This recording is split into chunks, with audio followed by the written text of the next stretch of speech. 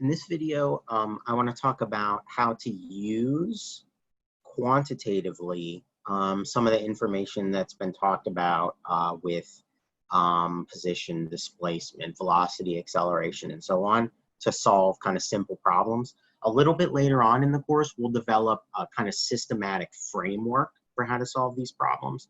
But let me just show you how you can solve some simple ones just using the definitions that were kind of mentioned or were in the notes for this section. So like here's a simple example with kind of real life applications.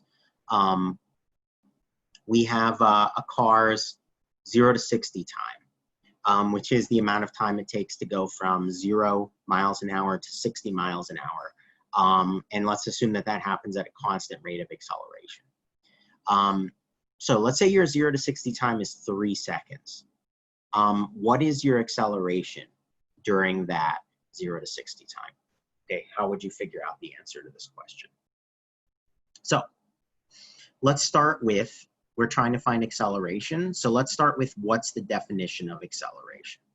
I mentioned this, I think, in the other video just conceptually. I didn't really write down the equation, but an object's acceleration on average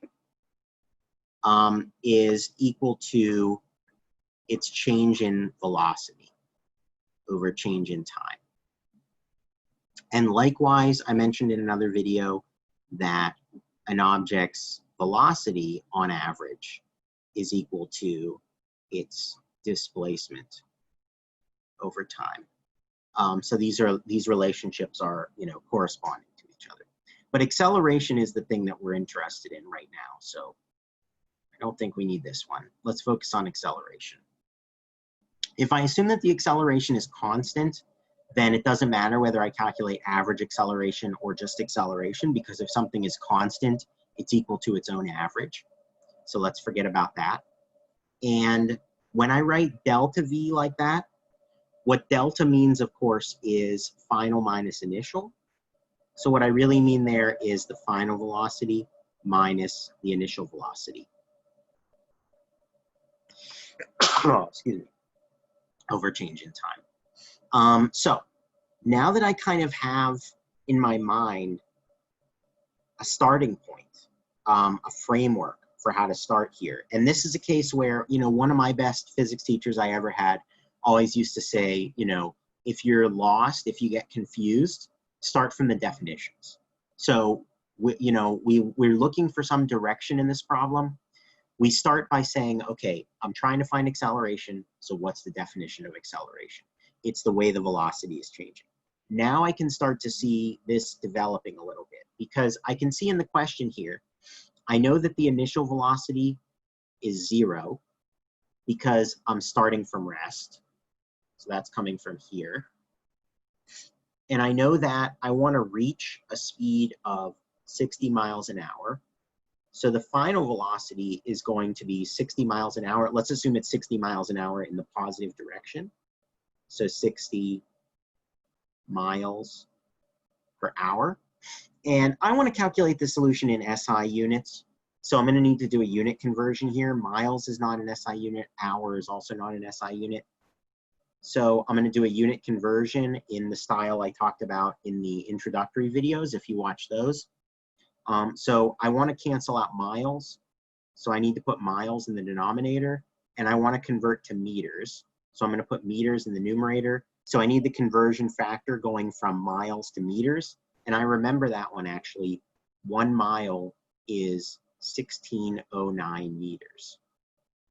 So I put 1609 meters in the numerator, 1 mile in the denominator. That means I can cancel out the miles, and now I've got meters. And then I need to do a second conversion for hours to seconds. If you want to, you can do that in 2 steps. 60 minutes is an hour, 60 seconds is a minute. But I actually remember this conversion. I want hours to be in the numerator so that it cancels out. I want seconds to be in the denominator. And I remember that 3,600 seconds equals 1 hour.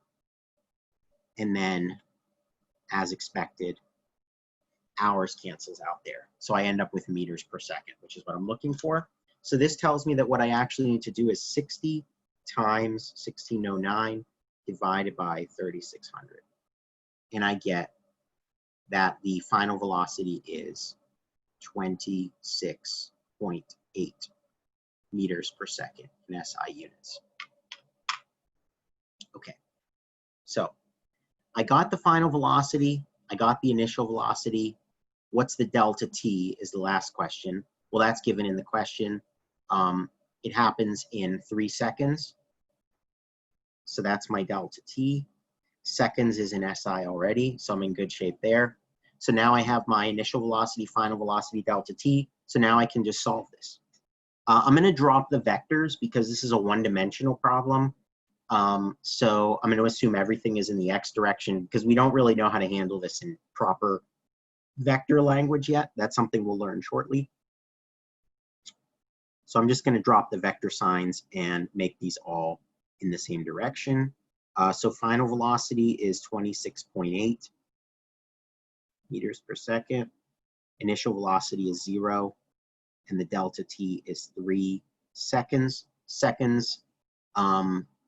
We're going to end up with meters per second divided by seconds, which is meters per second squared, which is the SI unit for acceleration. And if I compute that, I get 8.93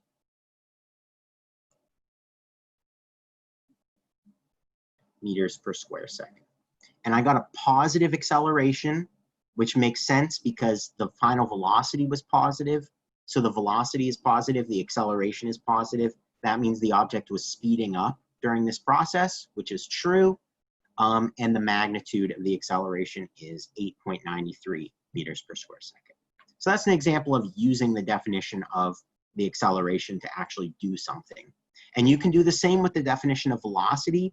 Just one thing to be very careful about is if you're using A equals delta V over delta T or V equals delta X over delta T, just remember that that's only true on average.